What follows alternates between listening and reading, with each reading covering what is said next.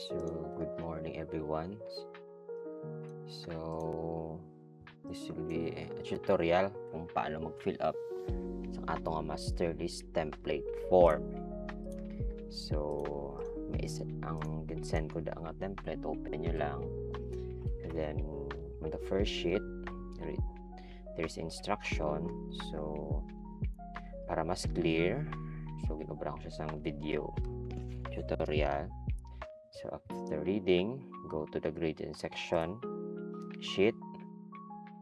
Then, as you can see, there is per column, per row, may data nga naka-include. So example is sa kinder, encode lang naton ang kung ano nga section dyan. So if duha ka mga section, for example, apple and guava.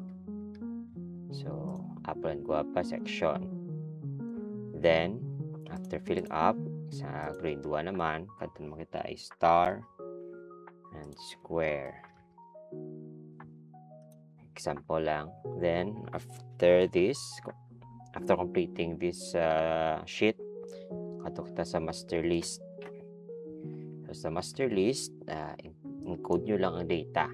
So, sa kinder, wala pa ata LRN number, pero sa grade 1 and up, so you need to encode LRN number. So it's only 6 digits. So for example, 2, 3, 4, 5, 6. Then another example is 6, 5, 4, 3, 2, 1. So another one. And lastly, so example lang ni. Then kadto kita sa grade level. So may drop down ni siya. Click nyo lang ang drop down. Then kung ano nga grade ang inyong encodean. For example, kinder. So click ang kinder. Then ma-appear to siya ang section niya again. Encoding nyo sa gradient section niya sheet. So example, apple. Then ang the following row, encode nyo lang ang data sang ato niya learner. So example, Jose De Luna.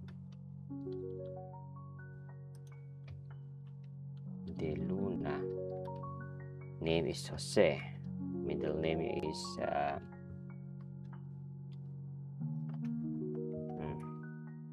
so sa atong birthday, follow nyo lang ang sequence ang inyong laptop. So sa akon isang day una, then month.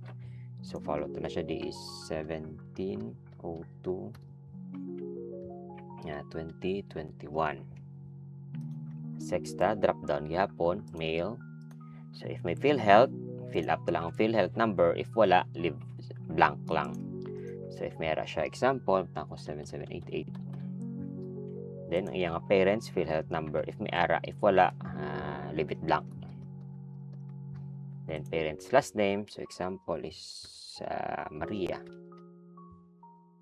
Parents last name is De Luna. Then first name is Maria Prado.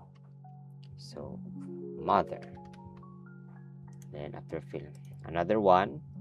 So complete nyo lang kung puro kinder, fill up puro kinder lang, then add lang ang grade 1 sa dalom. So for example, isa lang ang kinder, isa man ang grade 1 ta. So select grade 1, then ma-appear naman dito ng section. So square. Example name is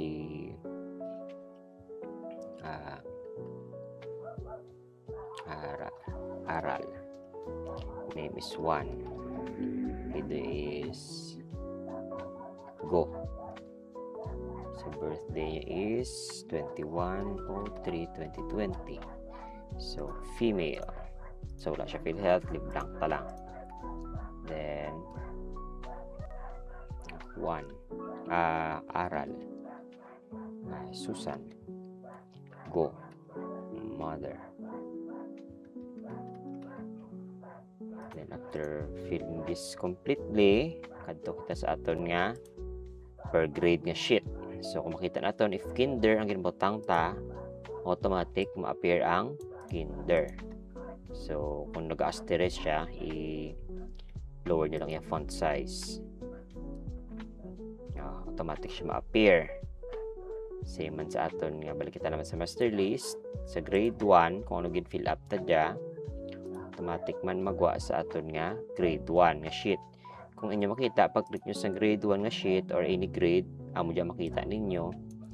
So drag lang pa left na naka-drag left lang na automatic siya makita ninyo. Diyaron ang data sang learner. And amo lang rang at ang inyo nga i-encode. Ang the rest jakara sa general physical assessment and going to the right, leave blank nyo lang ra. Same man sa tanan nga kinder, leave blank nyo tanan, grade 1, grade 2, grade 3, and up. So, ang encode nyo lang gid is ang grade and section nga part, and then sa master list. Kaya automatic sa master list, once nga na-fill up nyo dyan, is automatic mo siya kakadto sa summary. Sa per grade level. Ang summary, leave blank lang kay ana ka nurse kay dentist nga part. So, ang file ka dyan, hawidan nyo lang sa per school ninyo.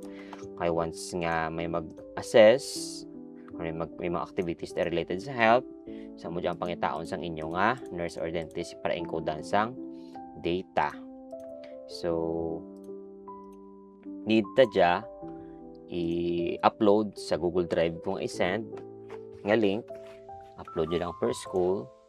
Kaya need na siya i-consolidate ang learner's information. So, deadline will be on July 4. July 6. Deadline will be in July 6, Monday. So, if hindi clear ang instructions, so feel free to message me.